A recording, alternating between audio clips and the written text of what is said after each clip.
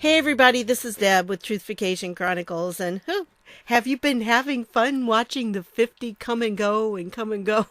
I mean, it just has been dancing right around that 50K mark. It's been kind of funny. I have to laugh every time I see it. Sometimes it's down in the 49 and sometimes it's a little over 50. And so, yeah. I did a little statistics today and I found out that in the month of May, I've had a 79% loss of subscribers. I mean, like compared to how many subscribers I gained and how many I've lost, I lost 79% of the subscribers that I gained. So that is definitely the highest I've ever had. Usually it was about 10%, maybe 15, but yeah, 79%. Yeah, and tell me nothing's going on. So anyway, I just wanted to share that with you. I'm not going to dwell on it in this one, but I needed to give that out to you and let you know what's going on behind the scenes because, if you're not involved, if you don't have a YouTube channel, you may not realize that this is happening to conservatives. Most people don't pay attention to my subscriber count, but, a few of you have been. And it's just been kind of funny. And it was so easy to point out to you right now because of this 50K, it was like right at it. And so it's easy to see if it went up or it went down. And I just think it's interesting how it's just been toddling right around there. Yeah, a lot different than I used to be getting like an average of 200 subscribers a day. But, oh yeah, this is nothing, right? It's just in my imagination. But anyway, let's go on because it has been quite a day. Oh my goodness. They had this hearing. Now, I'm going to be honest with you. I've kind of had a busy day myself with some family commitments and things. And this is the week I do the American Christian Fiction Writers online orientation for some writers. And so I've been really busy. But I did get a chance to listen to about an hour and 15 minutes of this hearing. Oh, and yes, I did it at double speed most of the time. There were a few places that I pulled out, and there were a couple of them that spoke that I thought did a really good job so far. Now, I stopped here because I just couldn't take it anymore, and Nadler was getting ready to talk, and it was just... basically, they're sitting there saying that they want to hold Barr in contempt because he won't give them everything. But he can't give them everything because he can't reveal grand jury stuff. And there's some other things he can't do. And even what he did give them, which was more than what we saw, they haven't gone to see it. None of them have gone into the skiff to see it. That boggles my mind. I mean, at least put on a show here, folks. But they're not. And I would say, if you're talking to any liberals that are defending these people, I would say, well, if they're so interested in seeing what's in this report and what's been redacted, why didn't they go see at least the part that was redacted that we didn't see, but that Barr made available to them? They haven't even gone to see it. So anyway, it just was a back and forth, and it was really odd to me that they kept, like, when somebody would say something, the first thing the next person would say is, I moved to strike the last comment. And it's like, well, so what? They're all trying to negate the comments from the person before? It was really, that's kind of strange to me, and I have never witnessed that before, but maybe it's common.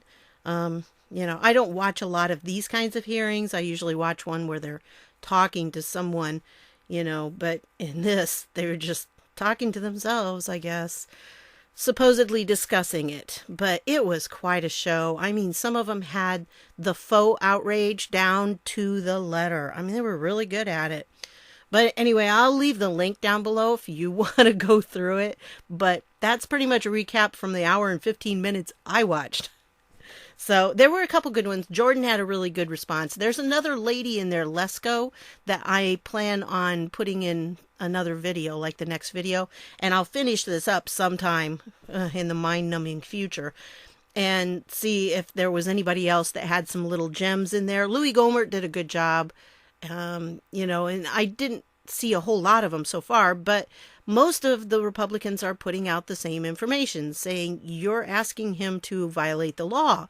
And they're all the Democrats are like, we're standing for the rule of law. And then they turn around and they ask our Attorney General to violate the law. Ugh. So anyway, I wanted to give you that link and tell you that if that's pretty much a summary of what I've seen so far. But go ahead. If you want to watch it, it's down in the description down below. But I've been doing a little research on some documents. You know me, I like documents. And so this is a copy of the actual, I don't know what they call it, but the thing that they give to declare that he's in contempt, whatever that particular thing is. You know, I don't know all the legal terms, but that's what this document is for. It's declaring that he's in contempt of Congress for refusal to comply with the subpoena duly issued by the Committee on the Judiciary. Now, just to clarify, the subpoena was not for him to appear. The subpoena was for him to turn over the unredacted copy of the Mueller report. Okay? And so, yeah, it's 27 pages long, and if you are interested, it's pretty much timeline, and it's from the Democrats' point of view timeline. So, you know, this is what they did, and this is, you know, and here they're saying, shall certify the report of the Committee on the Judiciary detailing the refusal of William P. Barr, Attorney General, U.S. Department of Justice, to produce documents to the Committee on the Judiciary as directed by subpoena to the United States Attorney for the District of Columbia to the end that Mr. Barr be proceeded against in the manner and form provided by law. And so it goes through on this. Some of them, by the way, in that, you know, in this hearing here, the Republicans were pointing out that, you know, when they did Eric Holder, when they, you know, said he was in contempt, it was like after 200 and some days of going back and forth with him and trying to get the documents. This has been what, a month? Not even a month. I think somebody said 19 days. And it's like, crazy how fast they're trying to do this. They're really ramrodding it through. Why? They're trying to get out ahead of this IG report that is coming and trying to keep Trump from declassifying stuff. Because when those two things happen, they're done for. I mean, there's not even going to be discussion after that. The corruption will be obvious, and that these people stood up and tried to take down a duly elected president. There's not even going to be a question anymore. The only people that will still keep insisting on it is that handful of diehard Democrats that are trying to save their skins. Anyway, this is the actual document. And like I said, if you want to go through and you want to read it, I skimmed it. I didn't read it diligently, but I skimmed it. And, you know, it pretty much was just, here's why we need it, because he's blocking us. He's not giving us what we want. And that was essentially what I saw in it, that the Democrats are saying, well, we didn't get our way, and we're going to do whatever we can to make you give us our way. I'm sorry. It really just hit me like that. And you know what Trump says to people like that? Oh, please, don't be a baby. Yeah, so I just had to put that in there. Anyway, this is just a lot of document that says pretty much what we already know, that the Democrats don't like it, that Barr is actually standing for the rule of law. And so in their bizarre, twisted, alternate reality world, they have tried to say that he is the enemy of the rule of law.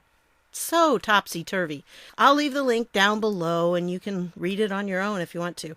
This is another thing that happened. This happened on the 7th, and so I'm recording this on the evening of the 8th. So this happened yesterday, and this was a letter to Jerry Nadler. And of course, it's from the Department of Justice. Now, who is it by? Guess who? Our good old friend Stephen E. Boyd. Yep, he wrote another one, and it is good. I mean, it really is a pretty good letter here. And he just goes through and he smacks them down. And this one's only a couple pages, so I'm going to go ahead and read this one. Dear Chairman Nadler, as you know, the Attorney General has repeatedly sought to accommodate the interests of the House Committee on the Judiciary in the investigation conducted by Special Counsel Robert S. Mueller III. They always have to put his full name and the third after it, I guess. On April 18, 2019, the Attorney General voluntarily disclosed to Congress the Special Counsel's report, which was intended to be confidential under the applicable regulations with as few redactions as possible, consistent with the law and long-established confidentiality interests of the executive branch. He also made available to you and other congressional leaders a minimally redacted version of the report that excluded only grand jury information, which could not lawfully be shared with Congress, and none of them have read. In response, and he does point this out here, in response, you refused even to review the minimally redacted report, and you immediately served a subpoena dated April 18, 2019, demanding production of the fully unredacted report and the special counsel's entire investigative files, which consist of millions of pages of classified and unclassified documents, bearing upon more than 24 criminal cases and investigations, many of which are ongoing. Now, I want you to think for a second. If there are millions of pages, can you imagine how long it would take the Department of Justice and what kind of manpower they would have to assign to this to be able to go through and take care of all the classified and make sure all the redactions are done? That would be massive. I mean, you know that there are some things that they cannot put out, and yet this is what Congress is asking for. And so the man hours that it would take to go through and do the redactions on that amount of documents, absolutely stunning. And yet that's what they're asking for. Since then, the Department of Justice has offered further accommodations to the committee. In particular, the department offered to expand the number of staff members who may review the minimally redacted report. That was one of their complaints. And so, hey, guess what? More people can see it now. And then to allow members of Congress who have reviewed the minimally redacted report to discuss the material freely among themselves. Okay, before they couldn't talk about it, but now they can discuss it among themselves if they're on that list, and to allow members to take and retain their notes following their review. And again, they were allowed to take notes, but they couldn't retain them. Okay, they had to leave them there. So they are making accommodations. And if you read Nadler's stuff, like back here in this big long thing, he's over and over, they're saying that, he's not doing that. They're not working with the committee, that the Department of Justice is stonewalling them. Well, this is not stonewalling. This is offering accommodations.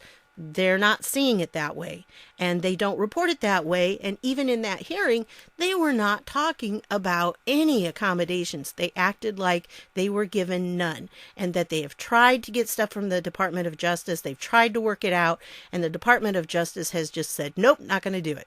Well, that's not true. It's not what's happening. And I sat there listening to some of those Democrats, and I'm like, well, that's a lie. That's a lie. One of them even said that Flynn was in prison. Yep. He really did. Fortunately, Doug Collins corrected that and said, Flynn's not in prison. So, they have twisted things around, and they are just not listening to what's going on. The whole thing about McGahn is huge. I mean, Trump told McGahn that Mueller was conflicted and should be removed and replaced by somebody else. Well, that's not obstructing justice. Okay, that is saying this person has a conflict of interest and did not recuse himself, so we need to look into putting someone else in there who doesn't have that conflict. And we know that Mueller has some dirt in his closet, okay? And there are some things in there that would make him not suitable for the position, but that's who they put in there.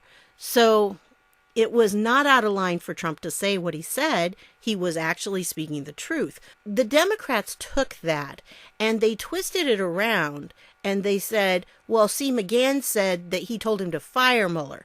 No, that's not what he said. He said Mueller is conflicted, and so we need to swap him out for somebody else. Well, it wasn't that Trump was trying to stop the investigation by firing Mueller. He was just trying to make it a more fair investigation. And so, again, it's the perspective.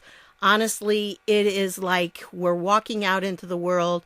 We look up into the sky and the Republicans are saying, "Oh, look how pretty blue the sky is." And the Democrats are going, "I don't see any blue. It looks green to me." It's just like, where are you looking? You're not looking at the right thing. I have a friend who is a liberal. She was like my best friend in high school. And really, honestly, she wasn't liberal then. I don't know what happened. Well, she got into college, and you know how colleges can do that to your mind. But when I talked to her, I tried to tell her, I understand that I am viewing things through my conservative Christian lens. Okay? That's how I view things. When I look at a situation or an event, I see it through those lenses. That's through my worldview. Well, everyone does that. But when I talk to her, she cannot admit that she sees things through her lens. She thinks that how she sees things is not filtered at all. But it is. Everyone's view of the world is filtered through your worldview. That's just how it works. What you hold personally as your beliefs inside, that's how you're going to interpret what you see. And everyone does it. That's why we can look at the same statement by McGahn and we can see it differently. Because the Democrats have in their mind that Trump is a criminal. That is what they have. They've been told that so many times by the major players, and they just believe it. It's so ingrained in them. Like, for instance, you remember where they accused him of mocking a reporter with a disability? He wasn't at all, and we all know that, and it's very obvious to everyone because he's done that same move for lots of people who are not disabled, and so we knew that was not what the case was, but they're still perpetuating that lie. In fact, one of the guys in the hearing pointed it out and said he mocked a disabled reporter. It's like, hello, that's like been debunked many, many, many times, but they don't listen to it because their mind is set, and that's the perspective they're looking at things through. That's their lens. And so, I wear glasses, and boy, if I didn't have my glasses on, I'd be totally blind. Well, if somebody gave me their glasses, then I would not be able to see right. And that's kind of what's happening, that they've got on the wrong pair of glasses. They just do. So anyway, going on with this, they did make accommodations. We expressed our hope that these further accommodations would prompt you and your colleagues actually to review the minimally redacted report, which would allow the parties to engage in meaningful discussions regarding possible further accommodations of the committee's additional expansive requests. We further proposed a framework for those discussions and made clear that we were open to conducting them on an expedited basis. Unfortunately, the committee has responded to our accommodation efforts by escalating its unreasonable demands and scheduling a committee vote to recommend that the Attorney General be held in contempt of Congress. In particular, the committee has demanded that the department authorize review of the minimally redacted report by all 41 members of the committee, as well as all members of the House Permanent Select Committee on Intelligence and additional staff members. Do you know how many people that is? And with all the way these people leak, it would get out there. Everything would be out there. And that's their intention. Really, it is. Because you see, if it's only a select number of people who can see it, then if it gets leaked, guess how they can, figure out who it was. Because it's such a small pool of people. And that's why they were trying to keep it small. Because they wanted to make sure the information wasn't getting out. I can't help but wonder if some of their names really are under those redactions, for the grand jury stuff. And maybe that's why they are panicking so much. Or possibly why Barr is doing so much to keep that stuff quiet. There is a way that they can go to the courts and they can get a special dispensation, I guess, so they can allow them to have that. But, it would have to go to court to do that. You can't just say, Jerry Nadler just can't say, we're subpoenaing these and you have to provide them. That's not the way the law works, Jerry. You're not the law. And so it would have to actually go before a judge before it could do that. And I think that if they take it to a judge, it's going to end up in the Supreme Court. And I think when it gets to the Supreme Court, it's going to be pretty obvious that no, they can't do that. So anyway, going on.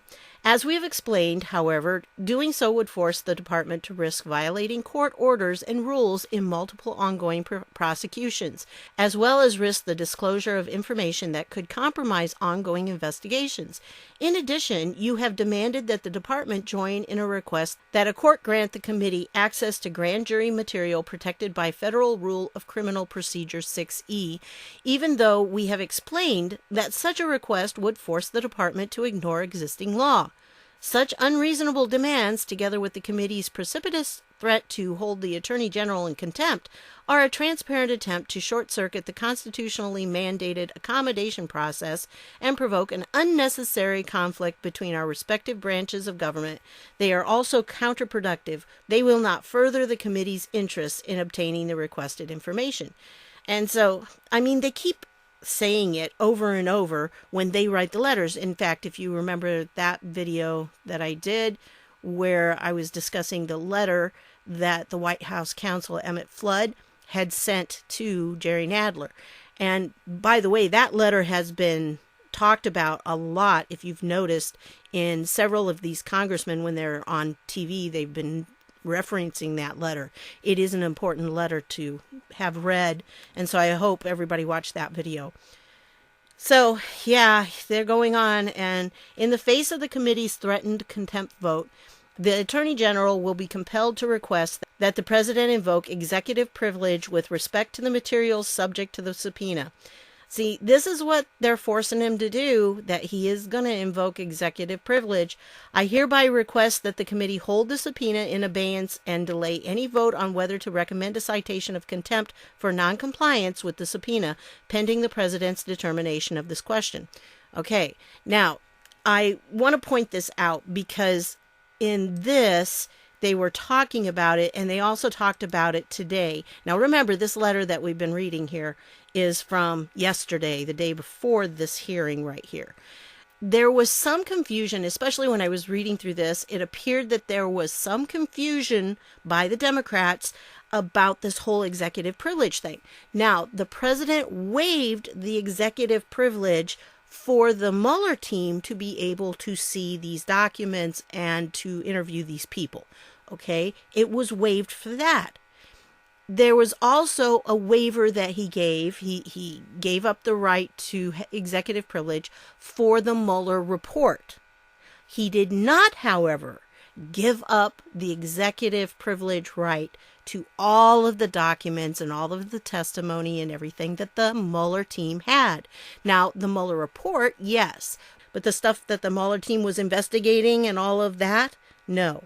He did not.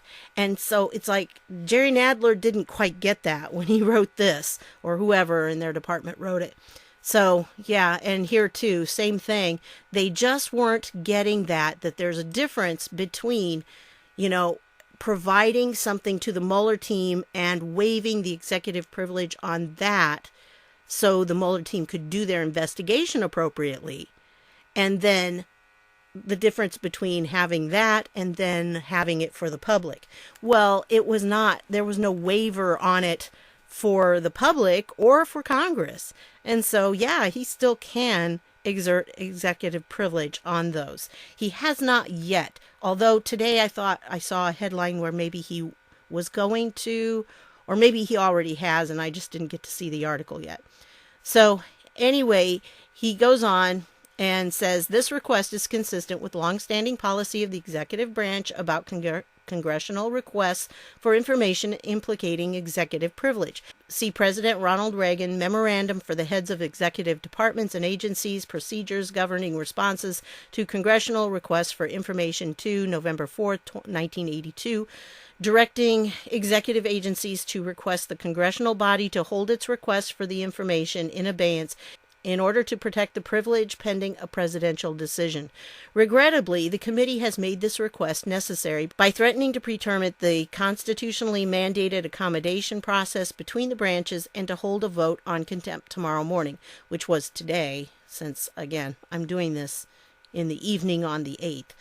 This request is not in itself an assertion of executive privilege. So as he's putting this down, he was asking them, this was on the 7th, he was asking them, don't have this hearing already. Give us some time to see if we can work through this, and for the president to think through whether he wants to exert executive privilege on this material or not. Well, they went ahead and had it anyway, so that kind of tells you that. But anyway, if the committee decides to proceed in spite of this request, however, which is what they did, the Attorney General will advise the President to make a protective assertion of executive privilege over the subpoenaed material, which undoubtedly includes material covered by executive privilege. President Clinton, acting on the advice of Attorney General Janet Reno, made such a protective assertion of privilege in similar circumstances. See protective assertion of executive privilege regarding White House counsel's office documents 20 and the OLC is the Office of Legal Counsel. We remain open to further discussions with the committee, and we hope that the committee does not make it necessary for the president to take that step tomorrow. So it's very possibly he did, and I just, like I said, didn't get to it. It was a really busy day for me, and I just kind of ran out of hours in the day to do everything. So I wanted to share that one with you, and that's by Stephen Boyd, who is the Assistant Attorney General and seems to be doing a lot of the letter writing, which is fine, he seems to do a good job. Well, this was a letter also on the Committee on the Judiciary site, and it is to William A. Burke, who evidently is the lawyer for Don McGahn. So here's the whole Don McGahn thing. I'm not going to go through the whole thing, but let me read you just a little bit of it. On Monday, April 22nd, the House Committee on the Judiciary served a subpoena on your client, former White House counsel Donald F. McGahn II, compelling the production of documents in Mr. McGahn's possession or control by May 7th, and his testimony on May 21st, 2019. So, see, he was supposed to have documents sent to them by the 7th, which was yesterday now. And by the time you watch this, it'll be the day before yesterday. And his testimony. So he's planning on testifying May 21st. That's when they're planning on him testifying. We write in response to your letter received this morning regarding that subpoena. As an initial matter regarding the subpoenaed documents, the White House counsel's letter did not actually invoke executive privilege, but rather merely suggested at the 11th hour, without providing any supporting authority, that all requested documents implicate significant executive branch confidential interests and executive privilege. Well, I gotta take issue with this. Without any supporting authority, I've been reading these documents, and they have had all kinds of supporting authority in there, all these case precedents and everything, and yet Jerry comes back and says, well, you haven't given us any good reason. What do you mean? The whole thing was the reasons. It had all these cases and all these things that have come before, and it's like, are you not reading these? I don't understand. I mean, I don't have that much of an intelligence, but at least I'm understanding that they're giving the supporting authority. But, they keep going on this. This blanket suggestion of potential privilege is entirely insufficient. As the District Court for the District of Columbia held in Committee on the Judiciary v. Myers, a subpoena recipient is not excused from compliance with the committee's subpoena by virtue of a claim of executive privilege that may ultimately be made. Well, I think that's what has pushed Trump to the point where he's going to have to make it. And so, again, I think maybe he did make it today, but I have not had time to go through and read news headlines almost. This is about all I got to. So anyway, it goes on. There's 4 pages of this, and it's pretty much Jerry going, come on, you gotta come in and talk to us. We're going to bully you too. And that is kind of the full point that I wanted to make with this whole thing. This is a massive example of bullying. And this isn't unusual because this was planned. Now, this is a document that I have mentioned many, many times. It's by David Brock's group, the Media Matters, and it has several different companies, several different divisions underneath it for different specific tasks that they do. And essentially, their whole point is to weaponize the media against conservatives and against anybody who doesn't say the right things, and believe like they do. And this is, I'm not lying, this is exactly what they're saying. So this is from that document. This was put together and was presented at a meeting that they had at the same time President Trump was being inaugurated. So it was like the day before, the day after, and the day of. They were having this little strategy meeting to plan how to destroy him, pretty much. So CREW is one of their groups. I can't remember what it stands for. It's an acronym. It stands for something. Will be the leading nonpartisan ethics watchdog group in a period of crisis with a president and administration that present possible conflicts of interest and ethical problems on an unprecedented scale. CREW will demand ethical conduct from the administration. Yeah, no, they don't want ethical conduct. What they want is conduct that supports everything they want. So I wish they would put that ethical conduct on themselves. So CREW will demand ethical conduct from the administration and all parts of government, expose improper influence from powerful interests, and ensure accountability when the administration and others shirk ethical standards, rules, and laws. Here's what success will look like. And this is where it gets scary. When you look at how they view success, talk about putting weird glasses on. This is the alternate reality glasses here. Trump will be afflicted by a steady flow of damaging information, new revelations, and an inability to avoid conflicts issues. Have we seen that happen? We certainly have. And every time you see something new thrown up at Trump, I want you to remember that line right there. He will be afflicted. Notice the verbs they use. Now, as a writer, I tend to look at the words they choose to get their point across because they craft these sentences. So they'll grab the person's emotions and pull them out. And that's what they're trying to do here. This is fueled by hatred. Trump will be afflicted by a steady flow. Now, notice the steady flow. That's why it seems like just as soon as we get through one thing, something else comes up. Because that's what's happening. It's been planned. They have all of these, and they're timing their release so that it can all keep all this conflict going constantly. And so, this steady flow of damaging information, new revelations, and an inability to avoid conflicts issues. That's why Trump can't get past any of it, because it's part of their plan to take him down. Not just take him down, to destroy him. That's really what they want. The Trump administration will be forced to defend illegal conduct in court. They're going to have, they call it illegal conduct. Well, it's not. Just like this. They're going to be forced to defend the Attorney General not releasing something to Congress because he's following the rule of law. And they call that illegal. And they're going to go after him for it. You just watch. I'm pretty sure it will get to court. Powerful industries and interest groups will see their influence wane. See, they're attacking, these different organizations that support the Republican conservative agenda. That's, part of it. And their influence will wane because they're going to do boycotts and anything else they can to cause that to happen. Dark money will be a political liability in key states. Yeah, well, the dark money has been going to Democrats here.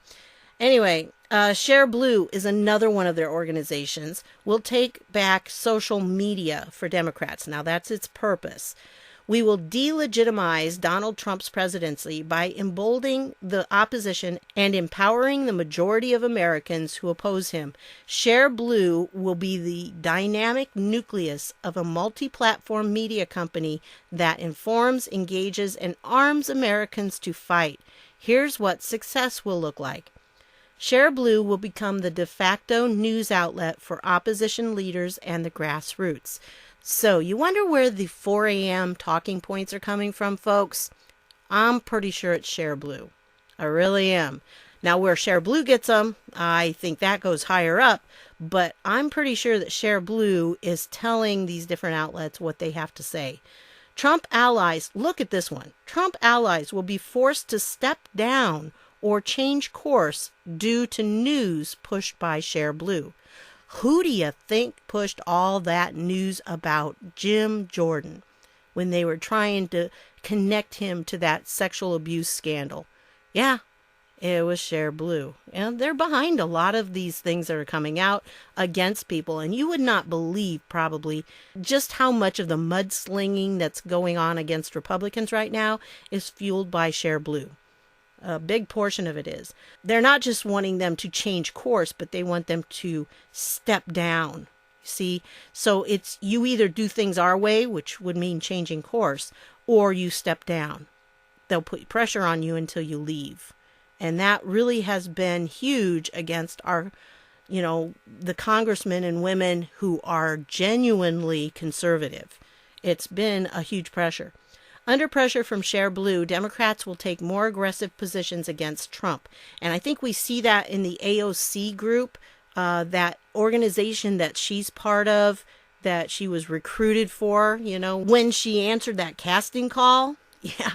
And they have, 5 of them in there right now that they have put in over the years. So, yeah, it's starting to happen. And they are taking a very strong, aggressive position against Trump. Cher Blue will achieve financial sustainability while diversifying content offerings and platforms. So it's not just one sword that they're going with. They're trying to diversify into the different platforms. Top editorial and writing talent will leave competitors to join Cher Blue. Right now, our institutions are among the critical few that stand between the America we love and the abyss. We must protect and defend our democratic values. Now, right now, it looks like they're defending socialist values, communist values. We will not back down. We will only move forward. We hope you'll fight with us. And when you go through and read this, it really is scary to see what they were planning on doing. And they say that their mission is disarming right-wing misinformation. Well, that would be people like me that are putting out truth, actual documents to back up my statements that I make. And, they don't want that to be out because they call that misinformation. Again, it's putting on those lenses.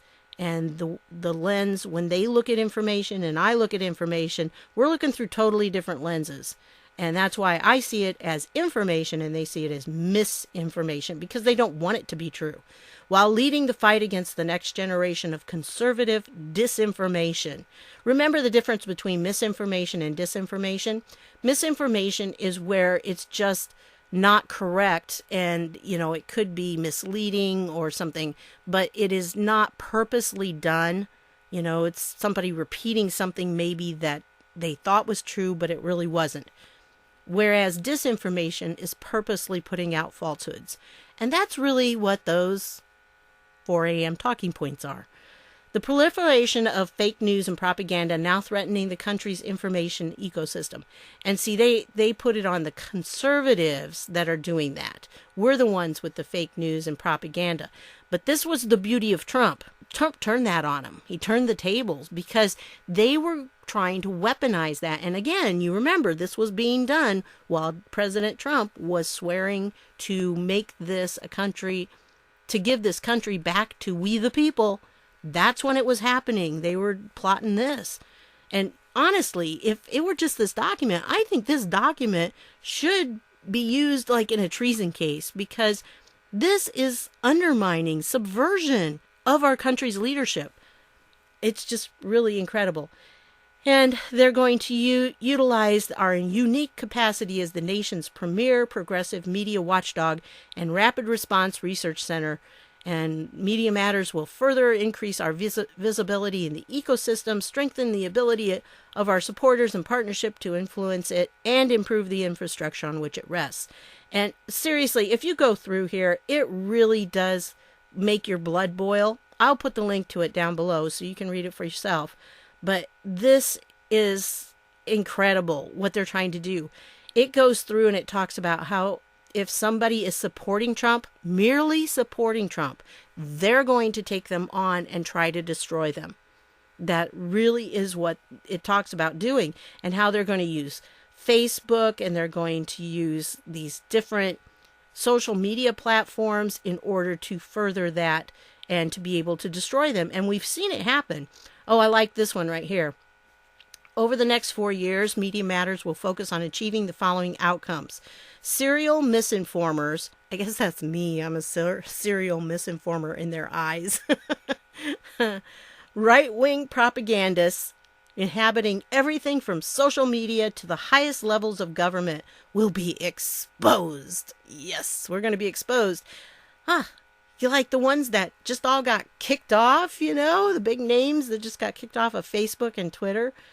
Internet and social media platforms like Google and Facebook will no longer uncritically and without consequence host and enrich fake news sites and propagandists. Now, I want you to notice this phrase right here, without consequence. So in other words, if they don't do something about it, these people are going to destroy them. So like if Google and Facebook don't do what these people say, these people will see that those two platforms are destroyed. That's their purpose. Toxic alt-right social media fueled harassment campaigns that silence dissent and poison our national discourse will be punished and halted.